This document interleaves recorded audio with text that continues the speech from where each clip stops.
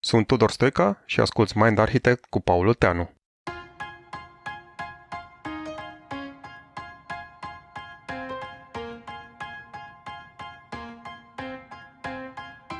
Știai că absolut toate deciziile noastre sunt emoționale?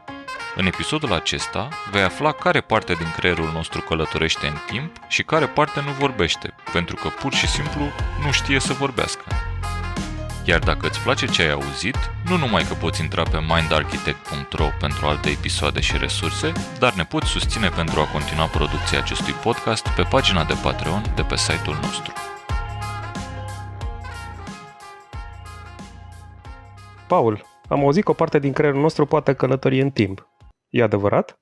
Este cea mai nouă și evoluată parte. Fac un pic trimitere la un episod pe care noi l-am tras acum ceva timp, și anume creierul triun. Și acolo povesteam noi că avem 3 structuri corticale care corespund unor pe perioade diferite din evoluție: reptilianul, limbicul și cu neocortexul. Partea care știe să călătorească mental în timp e neocortexul. Și neocortexul nostru e o metaforă la care eu țin mult cumva în relație cu părțile astea 3, ca să facem conversația mai simplă. În loc să vorbim despre 3 părți din creier, creierul triun, o să vorbim despre 2 personaje care, fie că știm, fie că nu, ele trăiesc în capul nostru. E o metaforă a unui neurocercetător pe care îl cheamă Jonathan Haidt și a publicat-o prima dată într-o carte care se cheamă Ipoteza fericirii. Very nice, o recomand oricui ne ascultă. Și Haidt a zis așa, că primele 2 structuri din capul nostru, respectiv reptilianul și cu sistemul limbic, împreună le putem asocia sau asemui așa unui elefant. Reptilianul și cu limbicul sunt elefantul. Elefantul e bătrân, are sute de milioane de ani, foarte puternic, tocmai pentru că e atât de bătrân. Elefantul e o vietate simplă care nu folosește cuvinte, nu are funcții verbale și e preocupat de supraviețuire. Elefantul, în relație cu ce spuneai tu, Tudor, e blocat în prezent. Adică el trăiește permanent în prezent, scanează prezentul după amenințări și lucruri bune pentru supraviețuire. Și acum 150.000, 200.000 de ani a crescut peste elefantul ăsta un călăreț, adică neocortexul.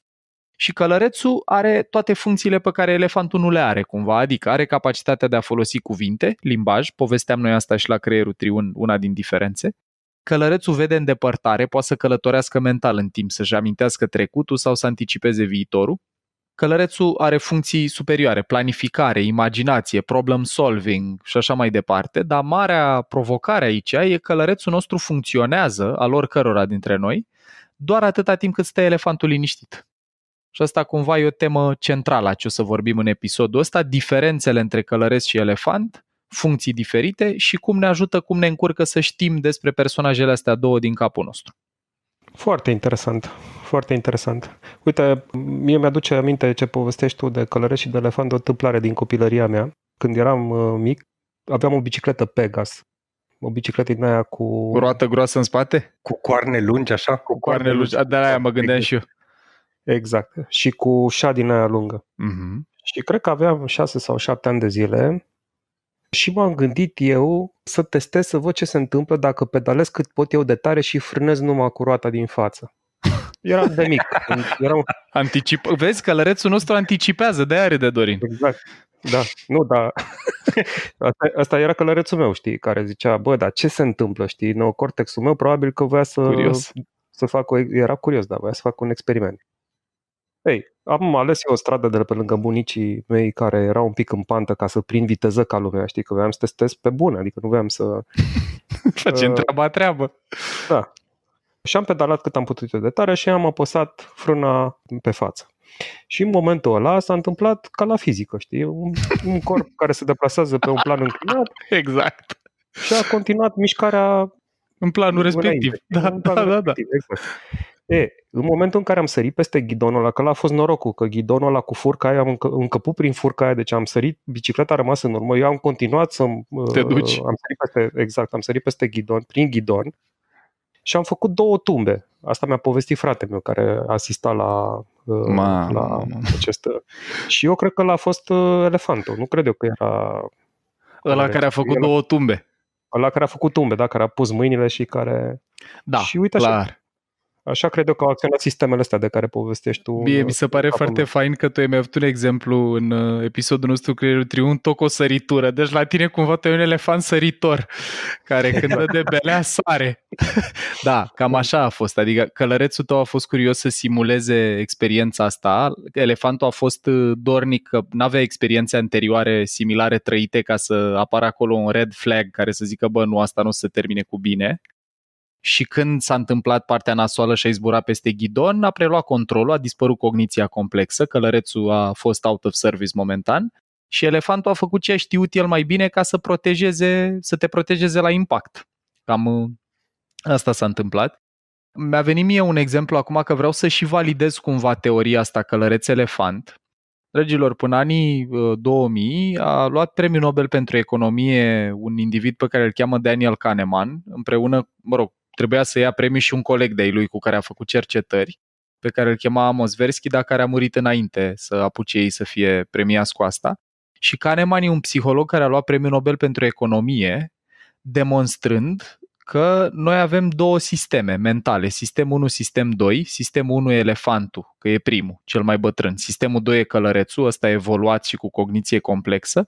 Sistemul 1 e gândirea rapidă sau emoția, dacă ați vrea, să legăm teorii. Kahneman îi zicea sistemul 1, Freud îi zicea mintea inconștientă și neuroștiința îi spune sistem limbic plus creier reptilian sau elefant, iar călărețul e rațiunea, cum i-ar fi zis Freud, în creierul triun neocortexul și în metafora lui Jonathan Haidt călărețul, cum ar veni.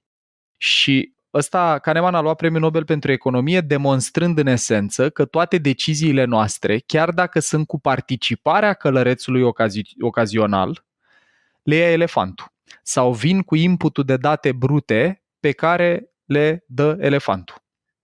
Și chestia asta a fost revoluționară în esență pentru lumea în care trăim și pentru economie în mod particular, pentru că am demonstrat că noi nu suntem niște calculatoare care pun în balanță costul de oportunitate și iau cea mai bună decizie cu datele disponibile, ci o mare încărcătură emoțională în tot ce facem și în toate deciziile pe care le dăm, pe care le luăm, scuze. Și e relevant ca oamenii să știe asta, că e practic un breakthrough, e o descoperire care a schimbat regulile jocului și în economie și în psihologie.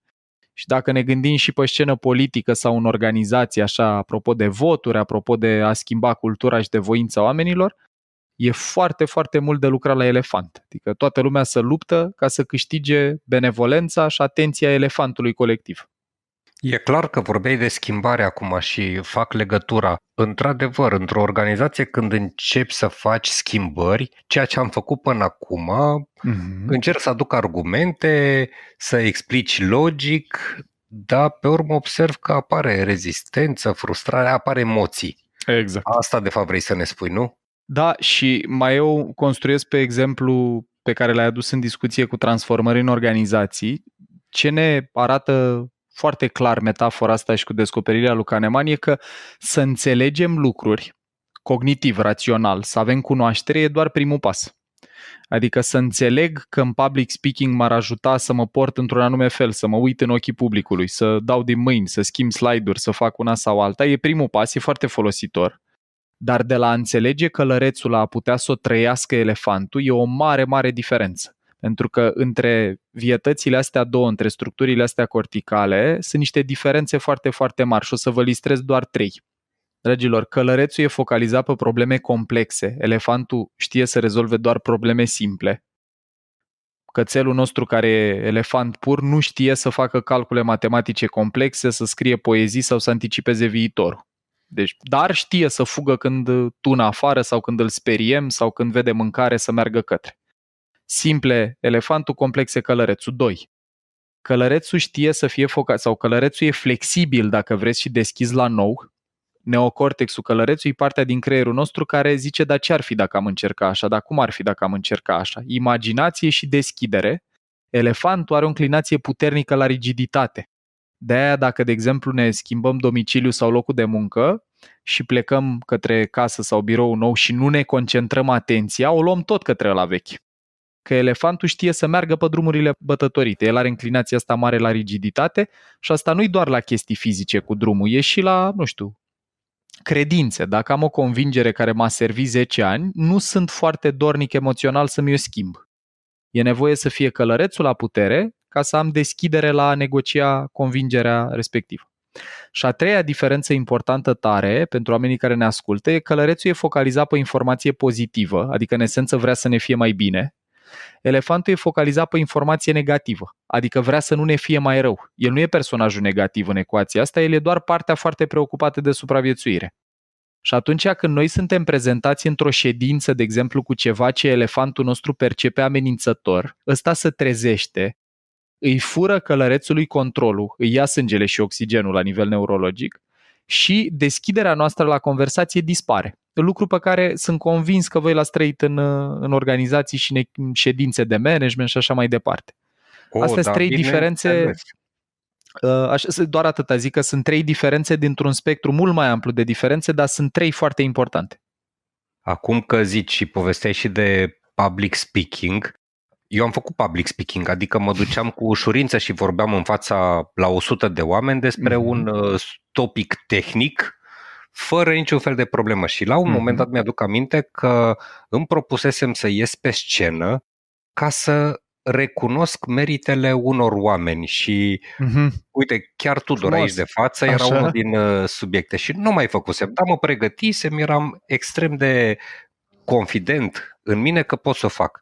Și am urcat pe scenă și efectiv am simțit că mi se taie răsuflarea și pe lângă faptul că m-am bâlbâit și n-am mai fost în stare să zic nimic, am îndrugat câteva nume, am uitat altele pe care voiam să le spun și a fost un blocaj, efectiv, nu mai făcusem până atunci.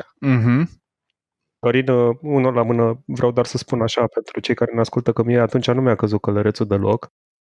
Și a doua, erau foarte mulți oameni, erau 800 de oameni, nu în sală, adică era serioasă treaba. Erau vreo 800 de oameni, dar eu mă uitam după tine, că te căutam din privire și voiam să zic că, uite, îl recunosc pe Tudor pentru ce făcusești tu la momentul respectiv. Și cred că m-am panicat că nu te văzusem, unul la mână și doi la mână pe ideea că efectiv vorbesc de ceva personal și nu neapărat de date. Adică eram sigur de mine să vorbesc despre date, facts, figures, mai predam cursuri. Dar a fost ceva diferit și efectiv m-a blocat. Adică ai zis un cuvânt tare important, Dorin, acolo și anume a fost ceva diferit. Apropo de diferențele alea de care vorbeam noi mai devreme. A fost ceva nou, da. Aia e treaba. Noi când suntem confruntați cu noutate de orice fel ar fi ea, că s-a schimbat interfața la o aplicație pe care o folosim, că ne-a schimbat, nu știu, menajera ceva în casă, dacă fără să ne anunțe a schimbat locul. Aia e treaba, vezi, exact aia e reacția. Elefantului nostru instantaneu îi să aprind red flag-uri, să aprind beculețele de avarie, pentru că noutatea în trecutul nostru evolutiv, elefantul ăsta vă amintesc că are vreo 250 de milioane de ani, cel puțin. 150-250 de milioane.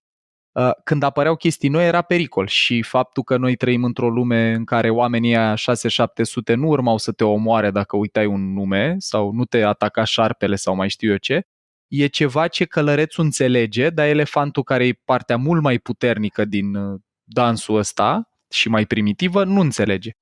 Și când a fost noutate, ce s-a întâmplat mental acolo la tine e că au dispărut numele și ideile pe care călărețul tău le avea în continuare, că șanse mari când te-ai așezat că ți-ai amintit tot. Exact, și le repetasem. Nu? Aia e. Și acolo ce s-a întâmplat e un concept despre care o să mai povestim noi, care se cheamă deturnare emoțională, în care, în esență, elefantul preia controlul de la călăreț, călărețul fiind în mod cotidian la butoane. Cogniția noastră complexă ne permite să luăm decizii rațional atâta timp cât nu ne simțim amenințați. Și asta e foarte, foarte important de reținut. Asta e exemplu cu public speaking. Alt exemplu, așa, nu știu, pot să vă dau și din ce trăiesc eu. Mie mi se întâmplă câteodată în momentele astea de panică sau de stres sau când apare ceva care mă amenință, dacă îmi iau un pic de timp de respirat, de gândit, în care reușesc să readuc călărețul la masă, mi-aduc aminte tot.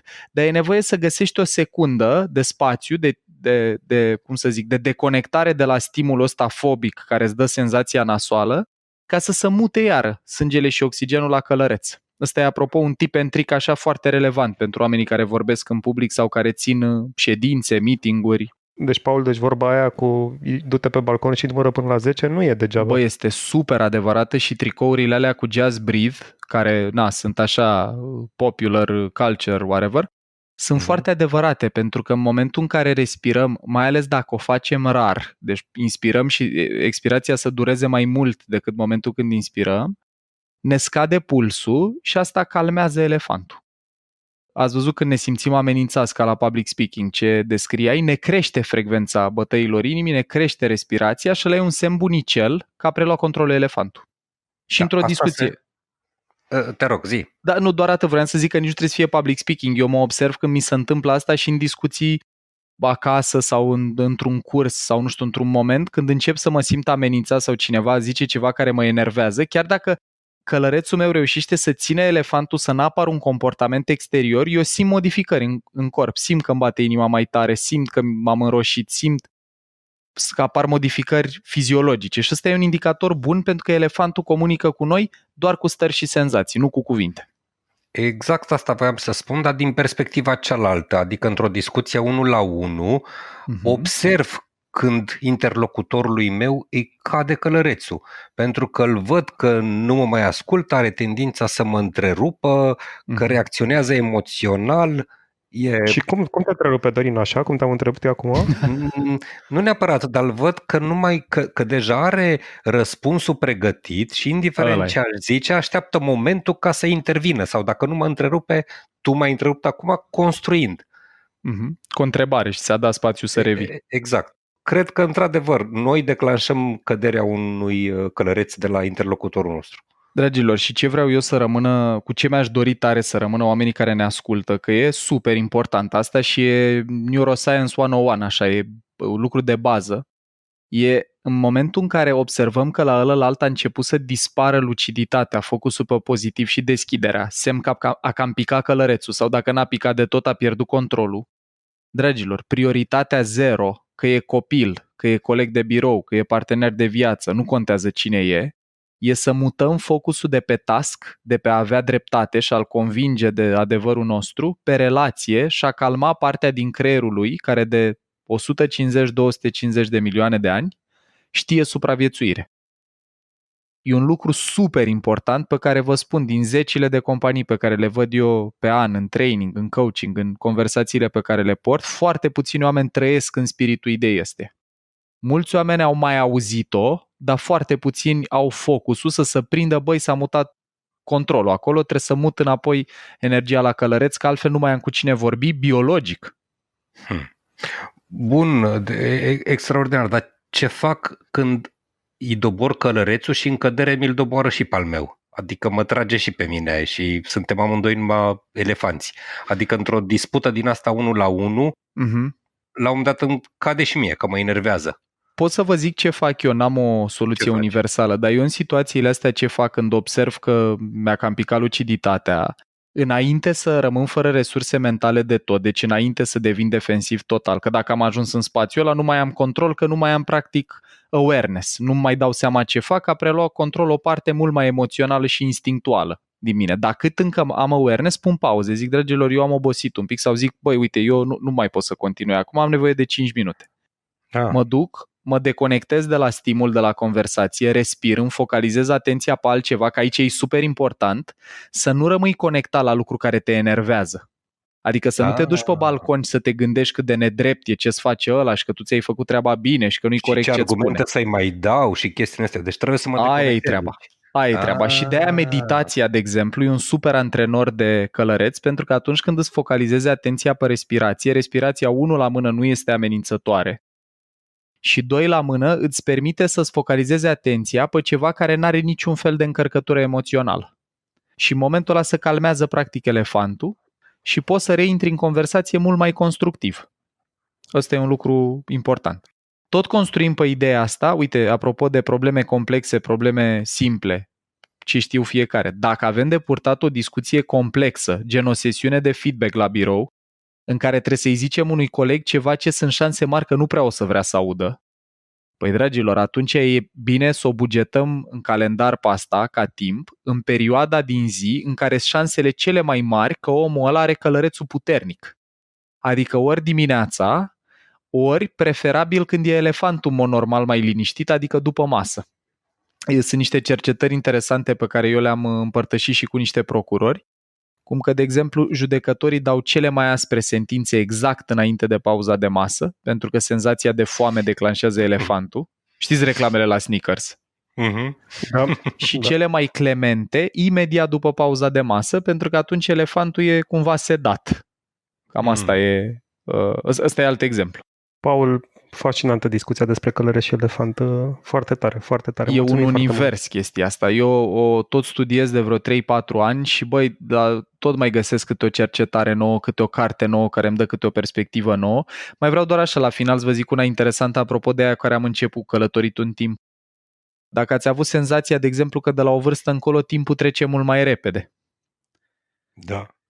Asta se întâmplă pentru că atunci când suntem copiluți, când suntem mici, călărețul fiind subdezvoltat, neocortexul față de limbic și reptilian, că e un decalaj de dezvoltare mare între ele, noi ne cam naștem cu elefantul funcțional și călărețul nostru se dezvoltă până spre 21-24 de ani și când suntem mici suntem blocați hardware în prezent pentru că nu avem partea care poate să simuleze viitorul așa bine dezvoltat.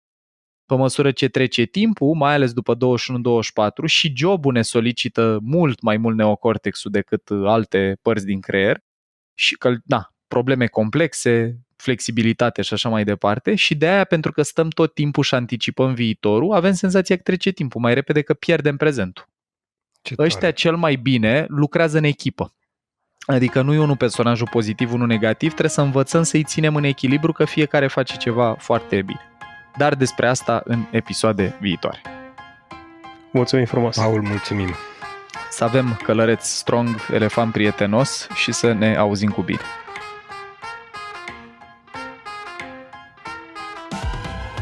Ai ascultat un episod din Mind Architect, un podcast al lui Paul Olteanu și al invitaților lui, Anca, Tudor și Dorin. Mind Architect este o producție Rodcast și poate fi ascultat pe Spotify, iTunes sau oriunde asculți podcasturi. La Mind Architect contribuie cu vocea lui și Vlad Bogos. Abonează-te la podcast pentru episoadele viitoare, iar dacă vrei să ne susții pentru a continua producția acestui podcast, intră pe mindarchitect.ro, în secțiunea Donează sau dă-ne un share în rețeaua ta.